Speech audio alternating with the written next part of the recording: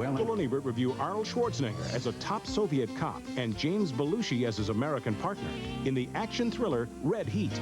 Barbara Hershey stars as a journalist against apartheid in A World Apart. And creatures from beyond return to haunt a little girl in Poltergeist 3. It's all coming up next on Siskel and Ebert.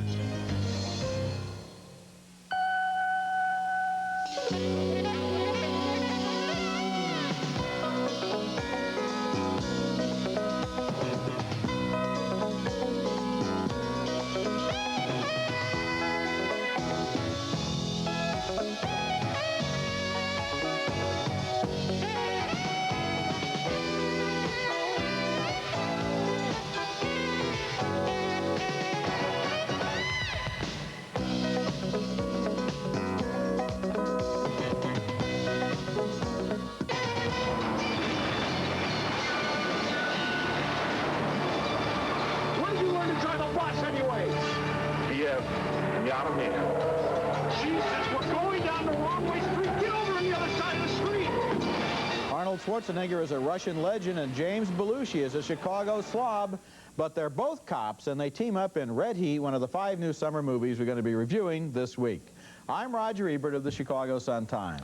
And I'm Gene Siskel of the Chicago Tribune. Our first film is called Red Heat, and it's a cop picture made by Walter Hill, who paired a convict with a cop chasing a killer in the great movie 48 Hours. Now here we get a Russian cop, Arnold Schwarzenegger, working with a Chicago cop, as Roger said, James Belushi, as the Russian is on the tail of a Russian drug dealer. Here's where the two cops trade lines after Schwarzenegger arrives in Chicago and as Belushi's regular partner looks on. Nothing hotter than Chicago in August. It's the humidity that gets to you. Humidity, you know, moisture in the air. How's it been in Moscow? Hot. No moisture. Where do you learn to speak English so well? Army. Compulsory training. Language school in Kiev. Oh, yeah. That's like as in chicken Kiev. Well, you can see Belushi is really second banana here, and the same is true when Schwarzenegger confronts the drug dealer who's temporarily behind bars. Давай.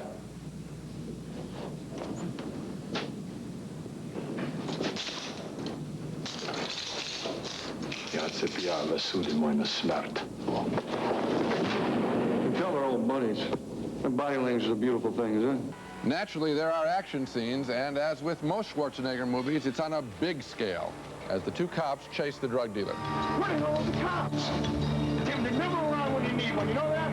You make a U-turn and they're all over your ass.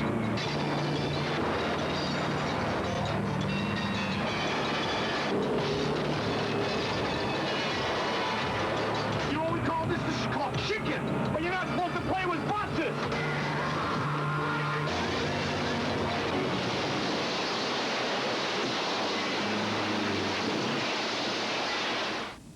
The chases, they all start to run together in my mind. Red Heat has a few funny lines, but Schwarzenegger is so stone-faced in this picture, and Belushi gets so little chance to expand his character that Red Heat has no human value. As for the action, well, the same kind of hallway shootouts that were handled so well by Walter Hill in 48 Hours, they're not handled as well in this picture. For all of the noise, Red Heat is rarely exciting. I guess I liked it more than you did. I think there were more than a few funny lines, and I thought that a lot of them keyed off the fact that Schwarzenegger was stone-faced. I think the whole point here of this character, whose nickname is Iron Jaw, is that he has no sense of humor, and he doesn't see the humor in anything. And here's Belushi, who's always wisecracking or sees the angles on things or is making little asides of his own.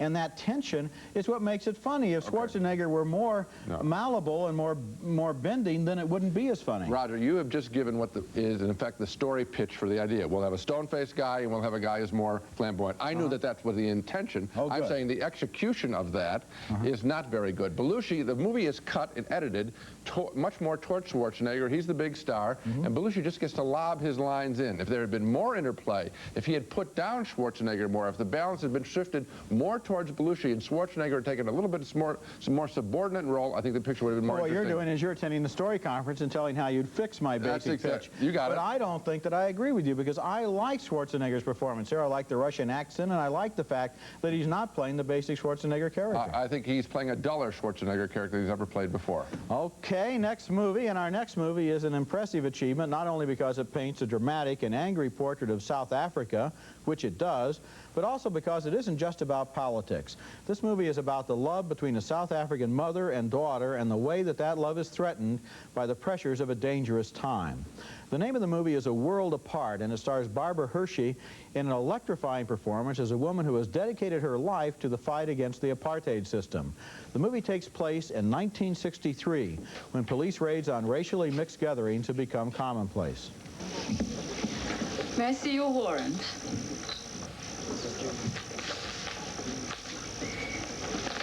This is a warrant for the arrest of Gus Roth. He's not here. I'm surprised, Mrs. Roth. You having a party without him? It's her birthday. We'll just take a look around.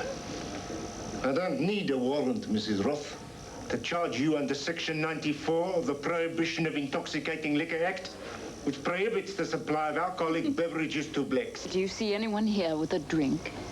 A young actress named Jodie May gives an unforgettable performance as Hershey's daughter. She's like other typical white South African kids, except that blacks are treated as equals in her home. I'm Solomon Mabuza. This is Sipho Dlamini. I'm Elsie's brother. Geficha, are you the one who's been in jail? Yes. Come on, Molly, let's play it again. Hello, Molly. Come to the house. As the South African government begins to crack down on dissent, the family's maid, played by Linda Mavusi, receives some shattering news.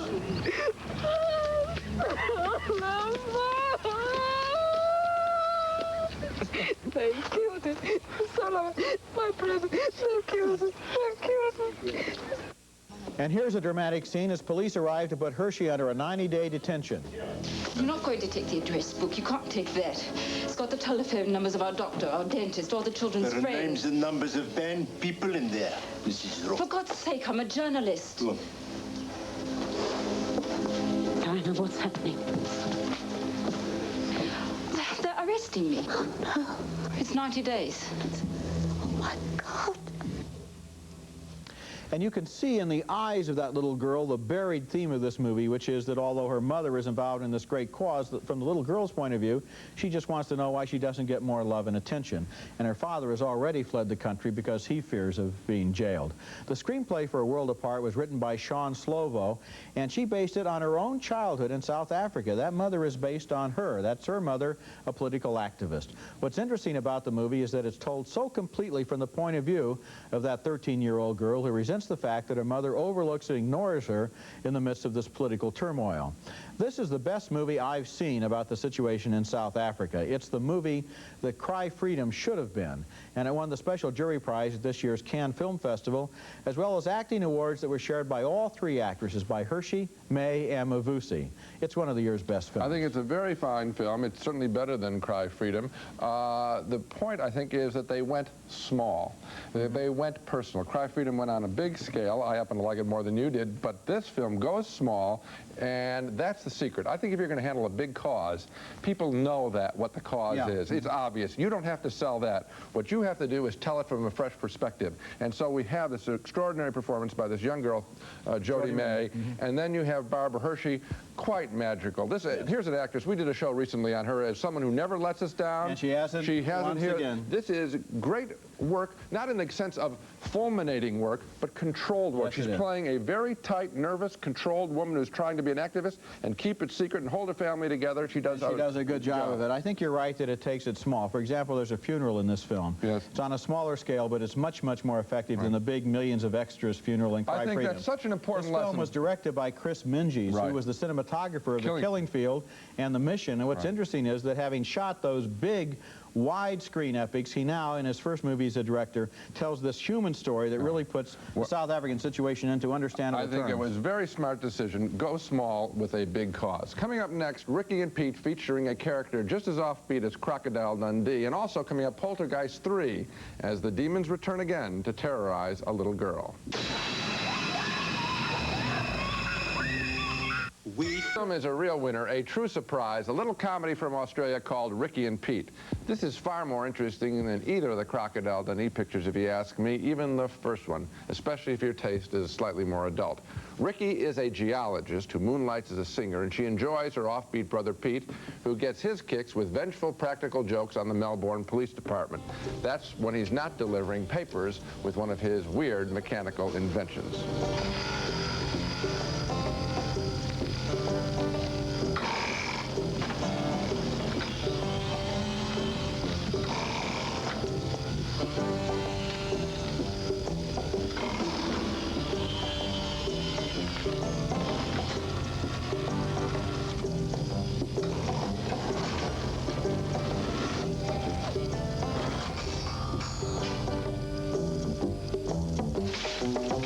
Not a bad device.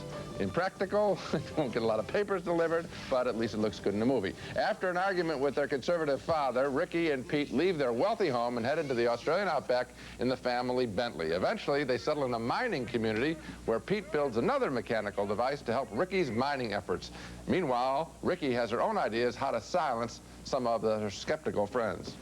So next is Miss Annie Oakley. Yes, Ricky, we were only joking. So was I.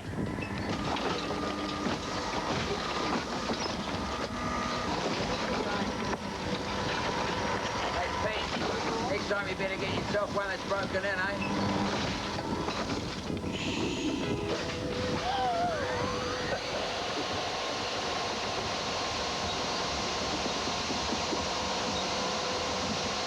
What's so wonderful about this picture is not only are the leads interesting, but there are a bunch of wonderful supporting characters in film, including an angry police sergeant in Melbourne. Now, we've seen this guy, the cop, being frustrated, but you saw it in Jackie Gleason playing it in Smokey and the Bandit. This guy is more funny than that. He stalks Pete across the desert. There's also this whole mining town full of free spirits and goofy spirits, a tough junk dealer who quotes some outrageous prices, but most of all, I guess it is the lead characters of Ricky, who is memorable when singing, and Pete, who is a classic loner whose head is turned finally by an Asian woman living in the mining community. This is the film that I think is really an advertisement for Australia, because it looks like most every character in the film is trying to have a good time in this strange and wonderful land. They do, and we do. You know, Gene, with all the best goodwill in the world, I just finally can't vote thumbs up on this film, and it's exactly the kind of film that I generally support. A little slice of life with strange, weird characters doing bizarre and eccentric things in an unusual environment. I love films like this, but I finally just didn't like this one because it just lacked the energy, especially in the last hour. You talk about that police sergeant chasing them across the desert. It just cuts back to him again and again as he's biting his mustache. But Roger, it doesn't cut back to him for long amounts of times like a worse film would have. It doesn't go anywhere. And at the end of the movie, I just felt, gee, you know, they have very original characters here. They have an interesting premise. What they didn't have was the energy to really crank it up to the point where it could be truly comic instead of simply whimsical. Well, I'll tell you this, I never expected the ending of the film, not that it's any great shakes, because I think this film is about character, and I think character can be quietly surprising and enjoyable. I didn't know that the film was going to end the way it did, and I don't think you did either. It was quietly surprising and enjoyable, but too quietly surprising and enjoyable. That is strange. Red Heat, you like them bludgeoned over the head. Thank you. Next at the movies, they're back, and they've taken over a Chicago skyscraper in Poltergeist 3. Caroline! The light! The light! Poltergeist 3, and this is one of those movies you cannot possibly endure if you have even the smallest shred of common sense. Not that if you had such a shred, you would have gone to the movie in the first place. Correct. Poltergeist 3 takes place inside Chicago's John Hancock skyscraper, where little Carol Ann, played by the late Heather O'Rourke, has gone to stay with some relatives while undergoing psychological testing, which seems necessary after her experiences in the first two movies.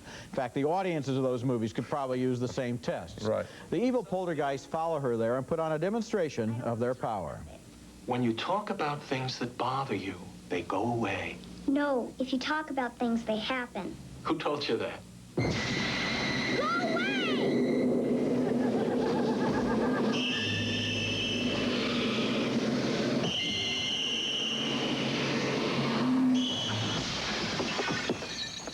Most of the scenes in the movie take place inside the Hancock building, where Carol Ann's cousin and the cousin's boyfriend try to rescue Carol Ann from sudden danger when a bottomless pit opens up in the parking garage.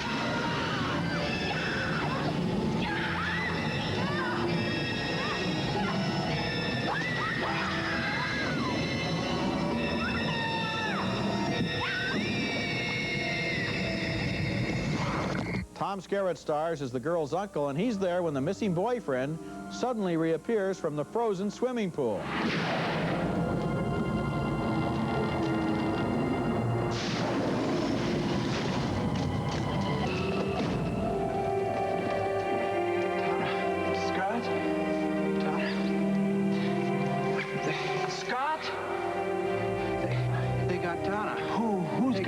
They got Donna, and what are you saying? Carol Ann. Who's got Carol Ann? I got him. Who, damn it, who?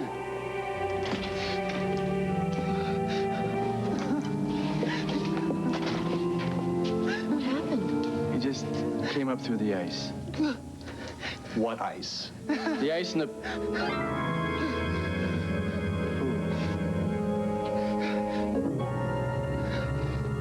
You always wonder how the tennis committee likes it when the building where they own a condo is trashed in a movie like this. I hope they got free tickets. I hope they didn't. Now, I said you couldn't sit through this movie if you had any common sense. Well, why not?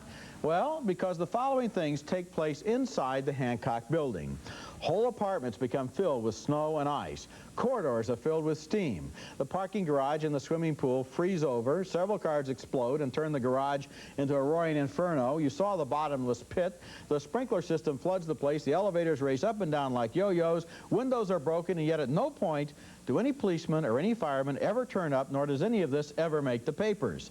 Amazing. In fact, nobody seems to notice it. How about repairs? Exactly. The screenplay for this movie is also amazing because it makes a serious tactical error. It uses too many scenes in which the characters incessantly cry out for each other. Yes. Carol Ann, Carol Ann, Bruce, Bruce, Patricia, Patricia, Carol Ann, Bruce. Finally, the night that I saw it, even the audience was joining in. Carol Ann, Carol Ann, Bruce. I mean, I must have heard the name Carol Ann 1,000 times. Now, I'm disappointed. I'm pleased that we're getting into the dynamic of this show. I'm pleased that you were smart enough to pick up on Carol Ann. Thank you very much. But I was hoping that you wouldn't, because I was all going to do my Carol Ann imitations. Oh, good. And so I have to That will be denied because I was saying there, I wonder how many times the name Carol Ann is said in this movie. My guess, you guess, just in a second. Think, 100?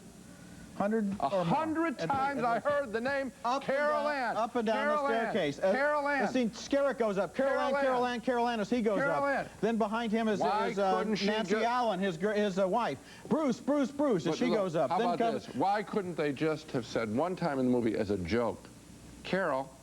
I would have loved that. The movie stinks. Wouldn't have been that great of a joke either. Coming up next, Wings of Desire. A couple of angels come to Earth, and one angel decides he sort of likes it here. I can't see you, but I know you're here. I feel it. And it's an inspired variation on the old story of angels visiting Earth. Usually such films focus on the people living on the planet and how the angels affect their lives. This film gives more than equal time to the angels' thoughts, one of whom begins to wish that he lived on Earth while visiting West Germany. Through the angel, we can hear what people are thinking, even babies. Die Labsal, den Kopf zu heben zum Licht hier draußen im Freien. Among the people this angel meets in this most unusual film is Peter Falk, playing essentially himself, an American actor in Germany doing a picture. You've been hanging around since I got here. I wish I could see your face. Just look into your eyes and tell you how good it is to be here. Just to touch something. See, that's cold. I feel good. Here, to smoke. Have coffee. And if you do it together, it's fantastic. That's Bruno Ganz as the angel Damiel. The other angel in the movie clashes with Damiel, but the juiciest part of this picture is how close we get to everyday people, their joys, their heartbreaks. Director Wim Wenders does a real remarkable thing here. He praises life as it is lived, yet making sense out of life's confusions to the point where we enjoy being alive in a fresh way. I really like this film. I like this movie very, very much. It has a mood to it. It takes the time to establish that mood, and you feel the loneliness of people who are given given the power to give a little surcease and a little comfort to living people, but who can never live themselves. And you know, this movie reminded me of a movie we both liked 10 years ago, Kings of the Road, also by Wim Wenders.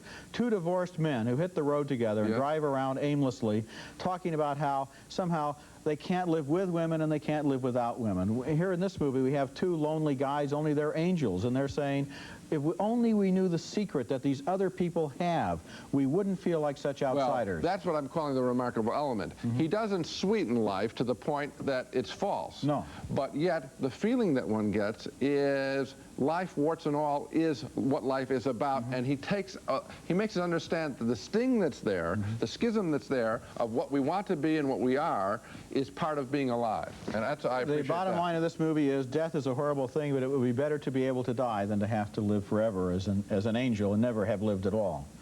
Now let's recap the movies that we reviewed on this program. We disagreed on Red Heat with Arnold Schwarzenegger and James Belushi. The characters weren't special enough for Gene, but I liked its energy. 2 thumbs up for A World Apart, the brave and brilliant drama about South Africa with unforgettable performances by Barbara Hershey and young Jodie May. A disagreement on Ricky and Pete, the whimsical slice of life from Australia. Gene liked it more than I did. And 2 big thumbs down for Poltergeist 3.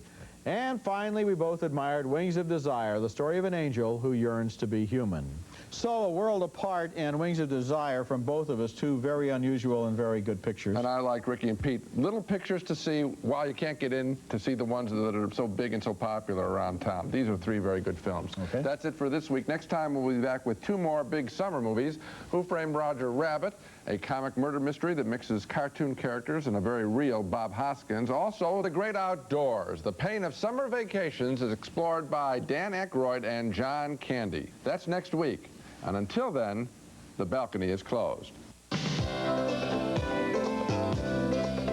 Nestle Crunch. It's creamy milk chocolate and crispy crunchies. Chocolate is scrumptious when it crunches. That's why you'll love Nestle Crunch. Enjoy a can a week of delicious, nutritious Blue Diamond almonds. Now in a new honey roasted taste you'll love.